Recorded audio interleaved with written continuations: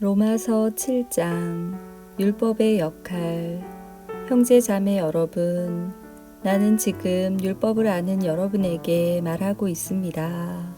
여러분은 율법이 사람이 살아있는 동안에만 그 사람을 지배한다는 것을 알지 못합니까?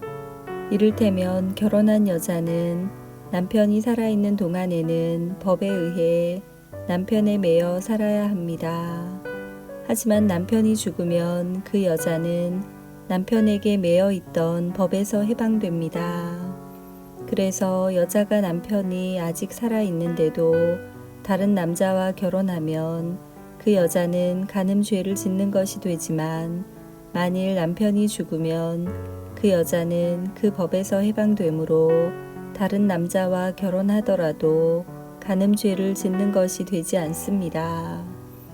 내 형제 자매 여러분, 이와 같이 여러분들도 그리스도의 몸으로 말미암아 율법에 대해 죽었습니다.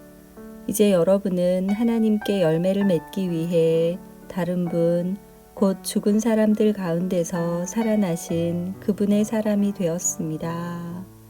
전에 우리가 죄의 성품에 사로잡혀 살았을 때는 율법이 우리 몸속에서 죄를 지으려는 욕망을 일으켜 죽음에 이르는 열매를 맺게 했었습니다. 그러나 이제 우리는 우리를 가둔 율법에 대해 죽고 율법으로부터 해방되었습니다.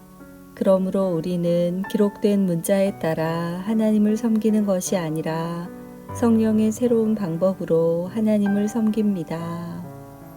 율법과 죄. 그렇다면 우리가 무슨 말을 하겠습니까?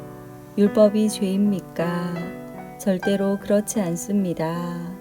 율법이 없었다면 나는 죄가 무엇인지 알지 못했을 것입니다. 율법이 탐내지 말라고 말하지 않았다면 나는 탐내는 것이 무엇인지 알지 못했을 것입니다. 그러나 죄는 이 계명을 이용하여 기회를 엿보아 내 속에서 온갖 탐심을 일으켰습니다. 율법이 없다면 죄는 죽은 것이나 다름없습니다. 전에 내가 율법과 상관이 없었을 때 나는 살아 있었습니다. 그러나 계명이 들어오자 죄가 살아났고 나는 죽었습니다. 그래서 생명으로 인도해야 할 계명이 사실 나를 죽음으로 이끄는 계명이 되고 말았습니다. 죄가 계명을 이용하여 기회를 엿보아 나를 속였고 그 계명으로 나를 죽였습니다. 그러므로 율법은 거룩하며 계명도 거룩하고 의롭고 선합니다. 그렇다면 선한 것이 나에게 죽음을 가져다 주었단 말입니까? 절대로 그렇지 않습니다. 죄가 죄인 것으로 드러나도록 하기 위해서 죄는 선한 것을 이용하여 나에게 죽음을 가져왔습니다. 그리하여 죄는 계명을 통해 한층 더 죄의 참모습을 드러내게 된 것입니다. 몸 안에서 일어나는 싸움. 우리는 율법이 영적인 것이라는 사실을 압니다. 그러나 나는 영적이지 못하며 죄의 노예로 팔린 몸입니다. 나는 내가 하는 일을 이해를 못하겠습니다. 내가 하고 싶어 하는 일은 하지 않고 미워하는 일을 행하고 있으니 말입니다.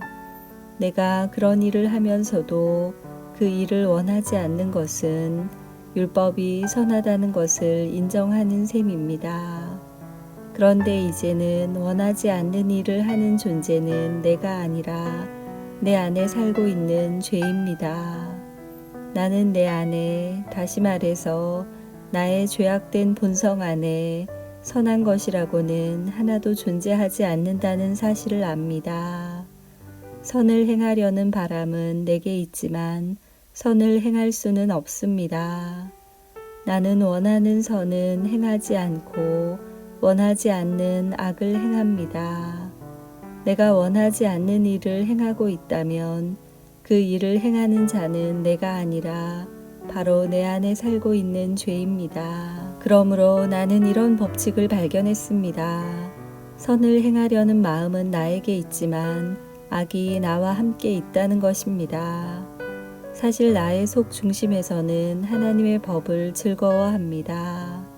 그러나 나의 몸의 여러 부분들에서는 다른 법이 작용하고 있습니다.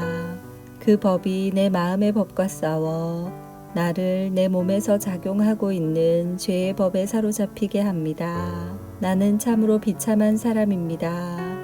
누가 나를 이 사망의 몸에서 구원해내겠습니까? 우리 주 예수 그리스도로 인하여 하나님께 감사합니다. 그러므로 나는 마음으로는 하나님의 법에 복종하는 반면 죄악된 본성으로는 죄의 법에 복종하고 있습니다. 아멘.